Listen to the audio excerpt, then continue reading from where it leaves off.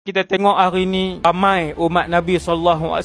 Ramai yang mula tutup aurat. Alhamdulillah, syukur padamu ya Allah atas nikmat hidayah yang kau sebar pada umat Nabi. Dan ramai juga yang semakin jauh daripada ajaran Islam. Jadi liberal, namanya Islam tapi dia perang dengan Islam. Jadi liberal, namanya Islam tetapi hatinya penuh kebencian kepada Islam. Hasbunallah wa ni'mal wakil. Dan ramai yang tidak solat 5 waktu, cukup sepenuhnya 17 rakaat 5 waktu. Itu kejayaan iblis. Yang satu ketika dulu dia berikrar, berjanji memberikan jawapan yang biadab di depan Allah. Tapi ada satu berita gembira, disebabkan iblis ni alim dan dia sebut ada satu kumpulan yang dia tak boleh sentuh di kalangan anak-anak Adam. Wahai Allah, aku tidak akan dapat mendekati hamba-hambamu yang ikhlas. Apa maksud ikhlas? Melakukan sesuatu itu kerana Allah.